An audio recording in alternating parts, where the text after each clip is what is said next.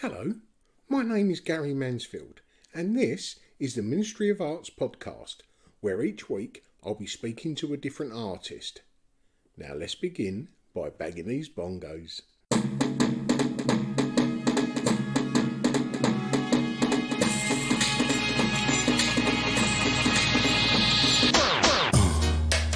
Yeah, right. Crazy. Hello, this is the second part of 2 featuring Steve Lowe from L-13. If you've not yet listened to part 1, stop where you are and go back and listen. It's an absolute belter. In this half, Steve tells us what Harry Adams, Billy Childish, Jimmy Courty and Jamie Reid have got in store this year, what L-13 have got going on as we speak, and even what's about to happen in Japan. And if you can't remember where we were at the end of the last episode, Steve was just talking about parental praise, or how the lack or want of it can affect an individual throughout their life. So here's part 2. But it has made me try very hard. But like I said, I was more into rebelling and doing things that I didn't need approval for. And I think, and it's something that I'm very aware that Billy had a very kind of difficult childhood, and again, his brother was always trying to seek approval of his dad, and Billy had decided that he wasn't going to try and do that. And I think there is something about self-acknowledgement. It's like I'm doing what I want to do in the way that I want to do it, and that is my aim. I'm not too interested. And that is breaking the shackles. Isn't it? And I'm not into. It's nice when I get a pat on the head. But I don't need it. I'm not hungry for that. Yeah. I'm hungry for doing what I think I should be doing and doing it in the way that I think it should be done. Perfect. And so that's how I see L-13. Is that what you just said there? Yeah, and that comes to even the way that we do things is. And actually, this happened when we were in a band as well. It was like we always recorded our set. We started off by. It was partly because we couldn't afford to go into a recording studio, so we just hired in recording equipment and worked out how to do it ourselves. And I think I'm a little bit of a control freak. So when we started publishing prints and books, I found that the more that we fielded out to other people to do, it would come back not in the way that I wanted it to be. Yeah. And or there'd be some breakdown in communication. Maybe I'm not a great communicator. It would come back wrong. So I felt the more that we can do and make ourselves, the more control we'll have over it. Yeah. And again, it's that punk DIY ethic. And also we can do things really quickly. It's like if you want to publish a book, you go to a mainstream publisher. They say, we'll start the development now, and then maybe in 6 months we'll announce it. Then maybe in 2 years we'll actually publish the book. Yeah. So I want it done next week. Yeah. We want to, and Billy's again like that, and all the artists were like, they just want to get on and do something and not sit around waiting. So. Well, the attitude that you've got towards, or work ethic, however you may look at it, the 3 artists in L-13, being Jimmy, Jamie and Billy, they've all got exactly the same outlook as you, haven't they? Yeah, and I think it was because they were all on the margins of the mainstream. They were somehow better known for other things other than making art. Yeah. So at the time, Billy was much better known for it as a musician. Yeah. Jamie obviously was known for doing the Sex Pistols stuff. Yeah. Jimmy was known for being the KLF and burning £1 million. Yeah. So they all had these legacies, and they all wanted to have more attention paid to what they're doing now, but have these. And also, Billy had the whole thing of being Tracy Emin's ex, and tied in with the Stuckers, which was a huge cloud, which we had to somehow work through. They didn't want to be artists in the regular way. They didn't want to, they hadn't gone to college, done their MA, got their CV together, been studious, done all the brown nosing to get involved with the art world and curators. They all come from this more pop culture background. Yeah. That was faster moving. They understood the nature of collaboration because they'd either been working in design or in bands or with bands. So there was always a shared ownership of the creation process. That wasn't this. I'm an artist and it's all about me. Yeah. They was rebelling against the establishment that they are very strongly a part of. Yeah, and and also they what great legacies to be part of. And of course, interested in anything to do with counterculture. Well, at the time, I liked the idea that what it was going against, even though I loved what it was going against. I like the idea that there was people, you know, I mean, from my background, I love someone who's rebelling against something, even if it's something I adore, you know. Yeah. But I didn't realise, I must have seen it somewhere, but even when I was talking to Billy, all these years later, I didn't realise that he was in it for such a short time and was trying to get away from it, and he was sort of nigh on being dragged back to it. Yeah, and it's partly because of the way Charles Thompson ran Stuck, is that he's a bit of a monomanic megalomaniac, and he's and he was very keen on publicity, and he knew that Billy was really good for publicity, so he would constantly kind of drag Billy into things, and Billy likes the attention, so it's a win-win or a lose-lose. And Billy was involved in writing the manifesto, and if you read the manifesto, it is really good, but he wouldn't do any of the protests, and didn't like any of the others were making, and Billy can't be part of a group unless it's his group. And it was Charles Thompson's setup, and to go back to the idea of rebelling or being critical, back when I was at art college, and I suppose it was because of the nature of the music I was into as well, which was kind of I suppose quite arty, but quite it was anti-mainstream culture. It wasn't trying to be pop music. It wasn't trying to entertain. It was trying to do something different. It was trying to kind of ruffle a few feathers and stir things up. So going into art college, I really thought that was the job of the artist, was to be critical, not to join in, to question everything, and ruffle some feathers. And that's what I thought was the job of the artist, not to encourage the bastards. It was to try and stop them. The idea of mainstream culture was, that was the enemy. I don't really care so much now. And I have worked out the only way that you can be involved in the art world is at best to be amoral. If you support it actively, you're immoral.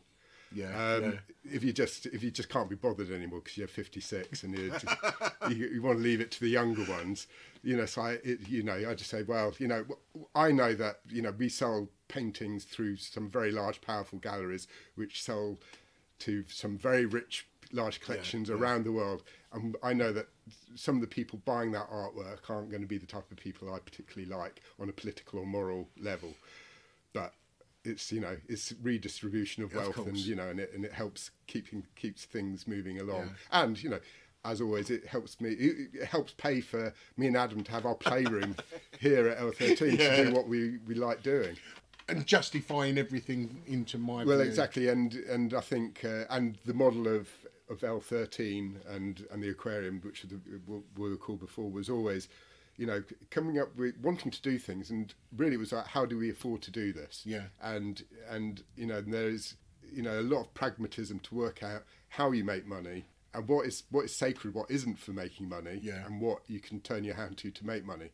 And I think I've always been quite good at. I've been quite canny at saying we can do this, this, and this, and that will make money. So with Jamie Reed, we'd do exhibitions. We'd never make any money from his exhibitions. He'd want to show his paintings and stuff that all people wanted from him were stuff relating to the punk aesthetic and to his political edge, or particularly anything to do with the Sex Pistols. So we published prints which provided what they wanted, which would make money to enable us to fund the exhibition so he could show what he really wanted to do. I mean, how strong does his imagery from the 70s have to be that it's still so fucking relevant? I know, 45, 50 years later. Yeah, I mean, and I think that whole punk period was such a pivotal moment in cultural history. And I think it was the last time the establishment were really scared about something a bunch of kids were doing. And they made that very visual, didn't they? And now they've learned, the people in power have worked out that you don't fight that kind of thing now. You encourage it, and you own it as quick as possible and sell it back. Well, that's like the rave culture, which was the next sort of punk thing. Yeah. That that come from nowhere, come from the underground, resurfaced out of the the gutter, or with hip hop. You know, you start off with, you know, kind of Public Enemy and NWA, and then you've got bloody Vanilla Ice on top of the pops within 5 minutes. Yeah, you know, it's you know, they've worked out that, and even in the time that I've been doing stuff with somebody like Jimmy, so like I was saying, he got into trouble with the Royal Mail for misusing their copyright material. Yeah. And they came down quite heavy, and, you know, with cease and desist. And even when I started with him, they, you know, I've got a collection of cease and desist letters, and most of them have come via Jimmy. If you ignore them, is it just like a game of chess? Would that now it's your move? I'm not doing yeah, anything. I mean, it's a lot of hot air. I mean, you could probably do a whole podcast just on the stories I could tell about meetings with the Royal Mail and just running circles around with what they think is their material when it's not. So actually, to give the example, so when I started working with Jimmy, what he got in trouble with was using the Machin bust, which was the image, the actual bust that somebody made of the Queen that they then used on the postage stamps. Yeah. And Jimmy's first ones was of her, that bust with wearing a gas mask. Yeah. And looking like a stamp, and they said, you can't do that, that's using our copyrighted material. And initially he said, okay, fine, and he agreed to never do anything similar again. That was part of the agreement. So when I started working, we said, well, let's see if we can find a way around it, a workaround. So we published some more stamps, and Jimmy found a bust in the British Library that looked very similar to the Machin bust, but was of Lady something or other. Yeah. But once you put the gas mask on, it looked pretty much the same. Yeah, yeah. So we did these, and then the Royal Mail got wind of it, sent us a 21-page letter. Not only are you using our copyrighted material, you're breaking your agreement not to do anything similar again. So we ended up going for a meeting at the Royal Mail with the head of intellectual property, their designers, and another lawyer, and we went there and we explained that, you know, well, it's not actually. Who went there from your side? Me and Jimmy. Brilliant. Just me and Jimmy. You was going to say and we said, but, you know, and we explained it's not actually the Machin bust, and we said it doesn't matter. It looks too much like. Yeah, that was their phrasing. Yeah. It was so widespread, wasn't it? And said, okay, right. And then we said, well, okay, what would the parameters be? And said, if it didn't have perforations and it didn't look like a stamp. And they said, well, maybe. And so Jim said, look, what I'll do is I'll go away and I'll come up with some new designs. We'll come back and we'll see whether you'll allow these new designs. So we set up this other meeting and went back, and he came with a projector connected to his laptop, and he projected this stamp, and it looked exactly the same as the last thing. And they went, no, you can't do that. And he said, okay, so if I remove the perforations, they would remove it. And the lawyers were kind of saying, well, maybe, because it's like that. But ultimately, it's still, because of the gas mask, it looks like what you did before, so probably not. And then Jimmy removed the gas mask, and you could clearly see it wasn't the Queen. Yeah. And then he put the perforations back and said, now can we publish it? And they went, yes. Brilliant. And then, with a click of it, he put the gas mask back and he said, now can we publish it? And they went, no. So one of the post office, the Royal Mail team started giggling. Yeah, and they knew they'd lost. And in the end, you know, we just went away and carried on what we were doing, and they just left. And actually, no, the last cease and desist letter was when there was a Royal Mail strike, and Jimmy did the scab stamps. Yeah. That we published, and again, it had the Machin, the silhouette, just the silhouette. On that, we said that we'd printed 30,000 of these stamps, and we'd sent them all through the Royal Mail system, including we sent loads to the Prime Minister and the head of the Royal Mail, and obviously they didn't like that, and they sent us a long letter saying, you know, kind of, you can't do, you know, stop this, and we just ignored that one. And nothing come of that? No. And then with Billy, I got a cease and desist from Penguin when we published a book for his poetry. It was all based on a D.H. Lawrence book of poems that was published by Penguin, and he wrote it to follow the same format. And then we thought it'd be great to actually make the Penguin book, so we did this, and it was part of an exhibition we did. And they wrote to us and said, you can't do that. And and we said, okay, well, it's part of this exhibition. We're explaining, and they were actually really nice. I said, okay, as long as you just stamp it with, you know, kind of, this is not an official Penguin Penguin book, and at the end of the exhibition, can you destroy, or send? No, can you send us the books to be destroyed? And we decided, well, we don't trust them to destroy the books, so we held our own book burning and ceremony. The book burning thing is so like embedded with authority, isn't it? Yes, exactly. So what we, as L-13, what we've always been quite good at is if we run into problems, what we do is we run with the problem. Yeah. And actually, we did it with a friend of ours, Michael Curran, who runs Tangerine Press, and he published a book of Billy's poetry, and there was and he had them all printed, and when he got them back, there was a misprint on the cover, and Mike was a real perfectionist, and he was heartbroken. You know, it's like you know, that's just a waste of £700. I'm going to have to get them all redone. I think there was an error inside as well, so he's going to have to get the whole print run redone. And he came to me crying, and I said, well, why don't you do something with the books to, you know, rather than destroy them, we'll do something with them and we'll make the money back for you to pay for the print run. And he said, no, I can't do it. I can't look at the books. So I'll do it for you. So we made the special edition in a box with a little tale about Michael coming to me crying like a big hairy baby, and we made him the £900 or £700 he needed to do the print run again. Which is why we need L-13 out now. It's fucking brilliant. It's beautiful. Artists. You've got your artists around you, but a question that I ask each guest is, if there was 5 artists past and present, what would your ideal group show be? Ooh. That's really difficult because, and it really does come down to that I'm not that keen on art or artists. As soon as you mentioned this earlier on, I thought, well, this question's going to be a hard one. And I would have answer. to say it would be an L-13 show. It'd be something that I put together of, you know, the artists I work with. Yeah. I think that'd be the best show ever. But that would be you and 5 others, and there's only you and 4 others. Yeah, no, but there'd be me and Adam, that's one, I suppose. Jamie, Jimmy, Billy, so it's 4.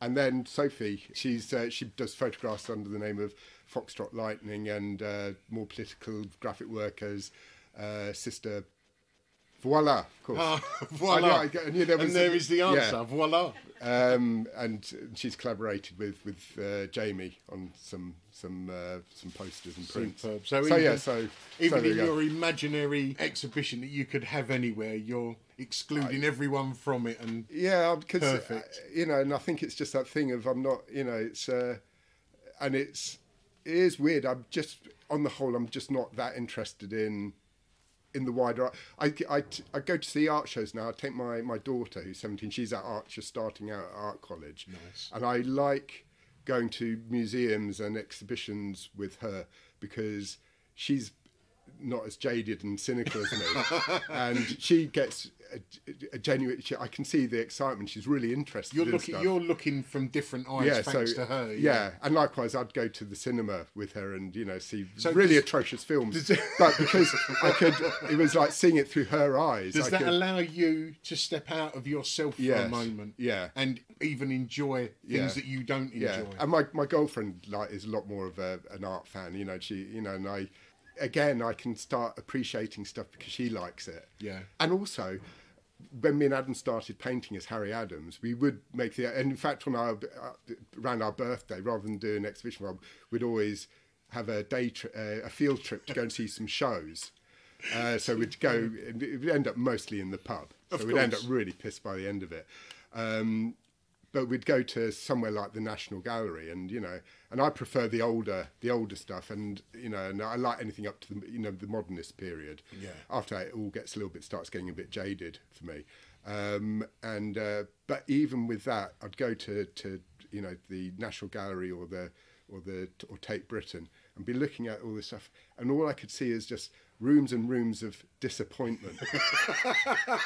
And I thought, it's like, because I know what I'm like if I'm looking at my own work. All I can see is how it's not really that good. And I thought, so and I'm looking at it, it's not really that good, is it? And actually I've got a great story about my daughter when she was little. Now she's a little bit more open to art and culture and is interested in finding out more. But when we were little, we went on holiday to Oslo, and we went to the Munch Museum, and by this point I was a little bit more engaged, and because of Billy I was interested in Munch, and they had this exhibition of the Van Gogh paintings that Munch had been influenced by. So they had the Van Gogh and Munch. I thought, well, I've got to go and see it just for Billy. We went along, and it's like within 5 minutes I was on about the second painting. My daughter, she's, I don't know, 7 at the time, she said, Dad, can we go on board? I said, well, why don't you go and have a look at all the paintings and come back and tell me which one's your favourite? So I just keep her occupied. And she says, I've already seen them all, they're all rubbish, they're worse than your paintings. And that's that's your critic's choice. Yeah. Worse than your paintings. Is that what you'd have on your gravestone? Do you think? Yeah. And actually, and what I discovered that because I'm quite curious about artists like Munch, and I found going to the Munch Museum and looking what he did, the paintings that I liked best were his worst ones. Okay. Not the ones that everybody liked, the blockbuster ones. I like the ones which I thought, why did he do that? But do you like them because they're not the best known ones? Possibly, and I just because I'm curious as to what it was that made him do that or leave it like that. I said, if you saw that in a skip and it wasn't Munch, Munch didn't exist, you'd think that can stay in the skip. Yeah. But because it's now in a museum and it's by Munch, it's got this lauded status. You think, what is it about this that? Yeah. And I think, and I like the fact that it's making me question that. Yeah, no, that's good. And whereas the stuff that everybody likes, it's a Munch, isn't it? Is that because you're the artistic genius that I you think are? it's something to say. I'm a natural born contrarian. Oh no, it actually wasn't this year. It was last year. We had a family get together. Again, my daughter loves recounting this. My dad's, had a half bottle of wine and said, the thing with Steve is born awkward. Born awkward he was. But that's with the 4 of you, Harry Adams and the other 3. That is as if you've got all of those awkward, annoying kids from every school, and they've made their own little gang. Yeah. And they're all very like-minded people who are spending their time sort of just irritating the world outside them. Yeah. Perfect.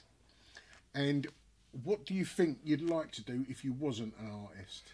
When we'd moved to Farringdon Road, so it must have been about 2007, and I did an interview for some magazine, and they asked me what is your ambition as an artist, and I suppose I was a gallerist at the time, and I said to stop making art, and at the time I said and have a pig farm. Since then I've worked out that I don't think I could go through with killing pigs. I consider myself a failed vegetarian. Yeah. When I was younger I was vegetarian, but again I think it was mostly to irritate my dad. But ideologically I'm a vegetarian. I think human beings should have evolved out of, and it's not so much the killing of animals to survive, it's the factory farming and the industrialisation and the cruelty that's involved in that. And I wish that I didn't like meat so much and I could be vegetarian, but I don't. And originally I thought, well, I'll have a pig farm and I can, raise pigs. Yeah. But I think I'd fallen in love with the pigs too much, so it'd become an ever-growing pig farm, and I'd have to stop breeding them, and then it'd become awkward. But now that was in 2006, and I think I'm somebody who doesn't need art to be happy. I could be a builder, and actually another artist that I work with, Neil Jones, who's a very, very good painter. I did a couple of shows with him, published a book. He had a real love-hate relationship with the art world, and felt compelled to make art, and he ended up working with another gallery and was very unhappy doing it. And I said, well, why didn't you just, kind of stop making art for a bit? And he had this thing of being the lone artist, and he worked by himself, and and he struggled with himself making this art. And I just said, just, you know, do something else. And at the time, I'd made just finished making I called it a prison for my daughter's rabbits at the time, because we let them run free, but they just ate everything. Of course. So I made an enclosure, and of course, you know, being slightly creative, I made it quite nice. And I said that to me was as good as making a painting. Yeah.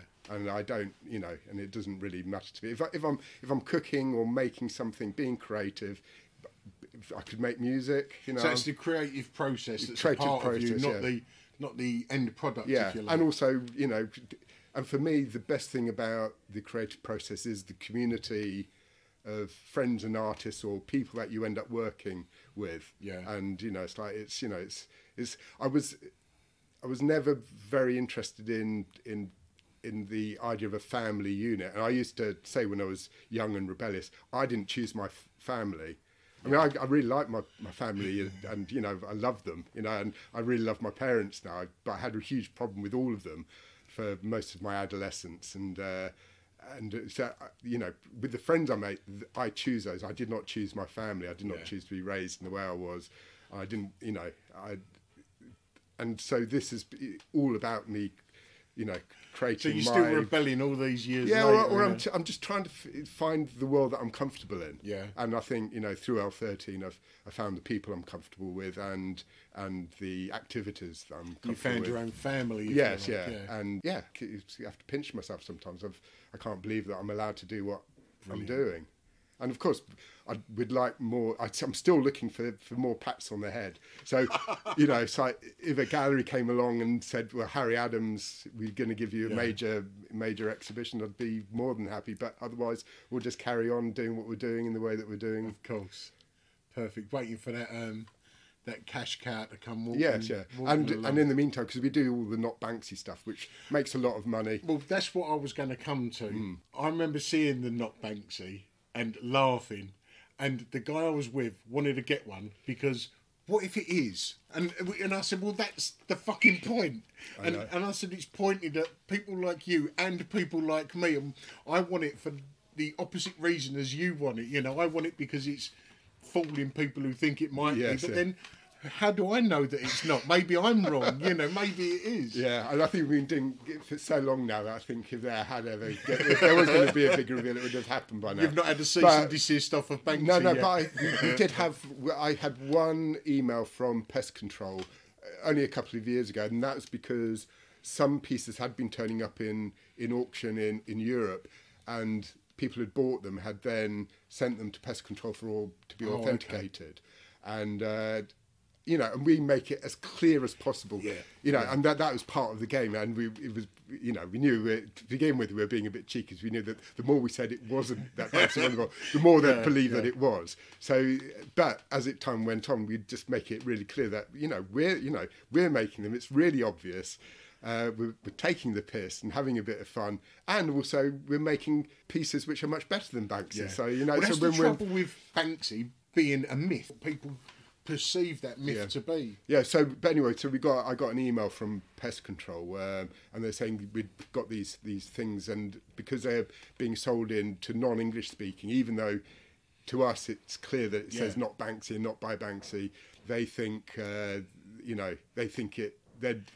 not convinced. And I said, well, look, you know, what you can do is, like, we'll refund it. If, you know, they want their money back, we'll refund them. We'll buy the work back from them at whatever they paid it. And we'll work, you know, we'll try a little bit harder to make sure that the certificates, so now we stick the certificate on the back so they can't be separated. Yeah.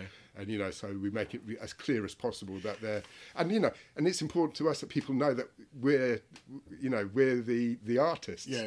You know, it's that has also gone through some name changes, and I wrote the name changes down just this morning so that I knew there was half a dozen, and it turns out there's more than half a dozen. And can you remember the names that it started, or the progression? Well, yeah, so it was not Banksy up until 2009 when we did actually stop, because we were finding it a little bit tiresome that and we didn't want to be tricking people, and we felt that too many people were buying it for the wrong reason. So we just stopped, and we didn't do anything for 10 years. And then because things were turning up in auction and going for more money, and also people were faking our stuff and saying they were by Harry Adams or by STOT 21st, and they were obviously not, because they were shit. and people were buying them thinking they were buying. And this is mad. What was they reselling at?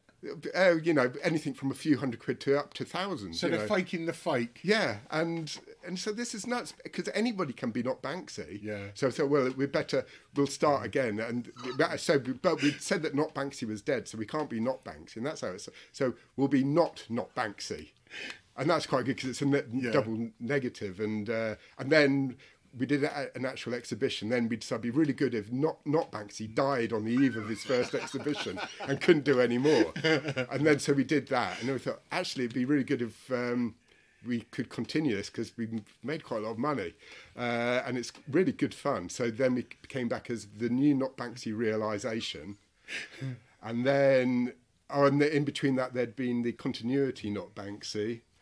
And then, oh my God, what's the International Neo Not Banksy Artist Alliance? Anartist Alliance. Oh, was it? Sorry. Yeah. So now Anartist is a term coined by Marcel Duchamp to describe his position as an anti-art artist. Oh, okay. So and of course it's like anarchists and so we and also I discovered there's a group that I can't find any reference to anywhere else.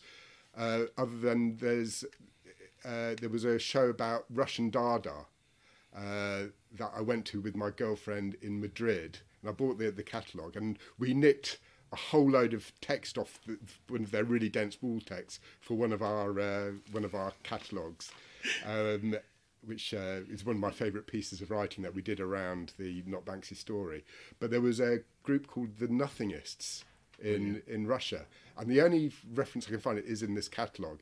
So we are now neo-nothingist, anarchist artists, or not even artists. So we, I love all of that. And the last one that I read was the new Not Banksy Land of the Rising Sun. That is for Japan.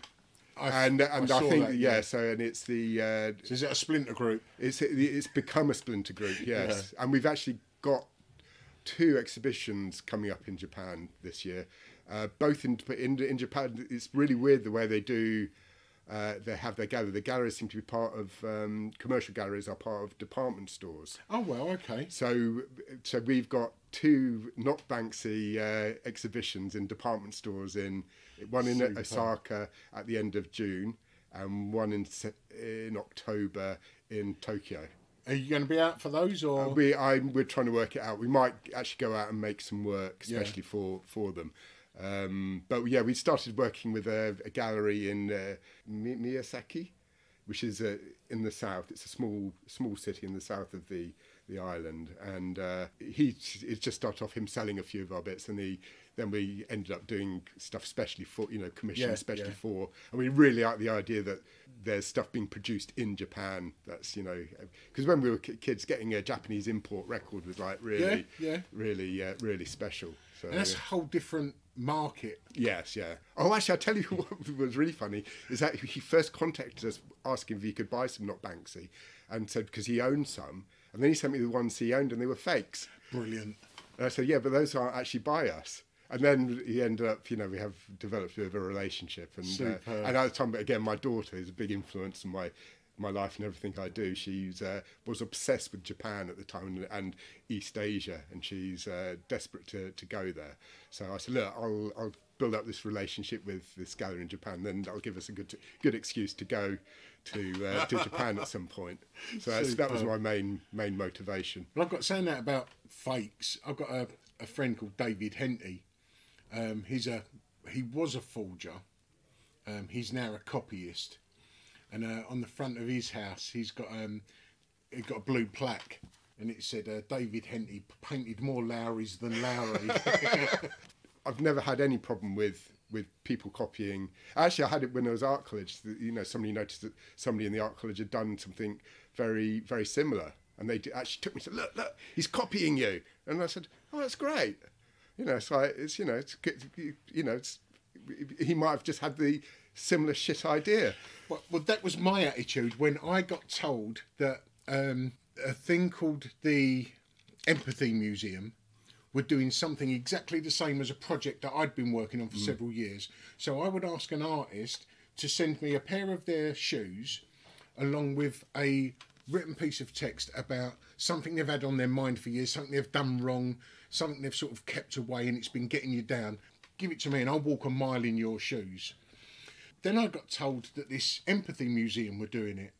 And I said to someone, look, I didn't invent walk a mile in your shoes, that phrase. I'm very aware that it's a common thing. They've probably just had the same idea. Yeah. And that was exactly my attitude. Just me being inquisitive, I went and looked at the Empathy Museum online. And it is this, it's a transient museum, you know, rather than a building. Mm. And I've looked at all the people involved, and there's curators and there's accountants, and, you know, as these big structures have, and then it goes up to trustees, and, you know, and then when I looked at the CEO, it turns out he's an author of books on empathy. Mm-hmm. And I saw him on TV 6 or 9 months previous, and when he was talking about empathy, that's when I had my sort of moment of going, that's the word that unites all of my work. So I contacted him and said, look, just seeing you on telly and hearing you speak, you know, it made me have this realisation. This is a project I'm doing at the moment, and blah, blah, blah. Told him about this project. He tweeted the project, and I had loads of people I didn't know contacting me saying, oh, what a beautiful project. And like you're saying, I've got these little pats on the head, and I felt, you know, I was sitting there wagging my tail. And then I hear about this project, and like I just said, I said, oh, it's, you know, it's not mine, not mine. When I saw that it was him, I was like, you fucking bastard. I told you the project, and 9 months later, you're bringing it out. That's when I stopped being nice and inquisitive. Yeah. But I still done nothing about it. Yeah, exactly. I mean, what is there to do about it? And, you know, and it's, you know, we get it, you know, people have done, you know, like Jimmy makes a riot and, you know, riots and jam jars. And we see loads of people are now, you know, you see them all over, people doing little models. They're never as good as Jimmy's. Of course. And I was thinking, that's a bit, and people, look, he's copying Jimmy. And said, yeah, but that'd be like you telling Harry Adams that they're copying Van Gogh because they're using oil paints. Yeah. You know, a painting is a painting. And they're traditions that you can work within. And, you know, and just because, you know, Van Gogh painted flowers doesn't mean we can't. No. You know, it's like, it's all fair game as far as I'm concerned. Yeah. And I you know, and obviously, copied. Well, and again, I don't, you know, I mean, with the Not Banksy stuff, my only concern was they were rubbish, and people were spending good money buying them, thinking they were by us. You know, it's like not realising that it's a bit, there's no joke, and there's no. What we love to do with the Not Banksy, there's always a backstory. There's always a bit of a story to go with it. Yeah. There's always an inherent joke or piss take within the work. Of course. And, you know, and we try to weave some kind of nonsense around what we're doing. Which a lot of the time, the guy I was with, that just installed in that they possibly could be, because you're trying to really make me look as though trying to make it look as though they aren't. Yes, yeah. Which made him want to buy one even more. And just lastly, anything coming up for yourself, L-13? I know there's bucket loads. We're always, and usually this time of year is more quiet. But we've got the reinvention of STOT21C Plan B, which you're now allowed to. I always would say you have to say the full name, but people would always call us Stock 21, and now we've decided that the 21st Plan B bit is silent, and you can say Stock 21. So there's a Stock 21 new website and an exhibition called Revelations 1331. The Fish Island Prophecies Revealed is opening on Tuesday the 13th of February and running to the 13th of March at the Black Cube Gallery on Fish Island. And good luck to anybody who actually finds the Black Cube Gallery, because the entrance is very difficult to find. But yeah, you can find details of that on our website. Perfect. And other than that, Jim is working on a book which we'll publish later in the year. Billy's got an exhibition at the Carl Friedman Gallery later in the year, so he's painting for that. We'll probably be doing some prints at some point, and other projects. Very often we don't know what we're going to do next month. You know, some people say, "Well, what are your plans?" And so I don't know, but by the time we get there, we usually have more than we can cope with. Good. So, but at the moment, we're heads down organising the Stock 21 show. And is Jamie doing anything? Have you got anything? I've got nothing currently lined up with Jamie, but we're always saying that we should do something again. So undoubtedly we will at some point this year. Perfect. Do something. And where can anyone find Harry Adams L-13, be it social media or website? Well, if you Google L-13, you will probably find plenty. And if you add Light Industrial Workshop, you'll find even more. But the L-13.org is our website. And of course, we've got Instagram, Facebook. I believe there's a Twitter account, although I never look at it. I love that. I believe there's one. Yeah. Sophie's in charge of all that stuff. Good. Well, that's all my questions done, and I've loved this conversation, Steve. Well, thanks very much. Thank you very much. Well, thank you. Well, hope you enjoyed that episode of the Ministry of Arts podcast. So we wasn't dictated to by advertisers, we decided from the offset to go ad-free, which means obviously we had to self-fund. So we set up the Ministry of Arts Patreon page. And without that support, we would not be able to produce this podcast. So if you like what you hear and you're able to support the podcast, just go over to the Ministry of Arts Instagram profile. You'll find a Linktree drop-down box, which will direct you straight to our Patreon page. And for the price of a cup of coffee, you can help keep us growing week by week. But if you're not able to do that, that's fine, because this content is free for everyone. But leaving a review on whichever platform you listen to your podcast, that really does help us get noticed and anyone else looking for an art podcast. Or even giving us a positive shout out on your social media. Everything is appreciated. But either way, thanks for listening, and until next week, ta-da.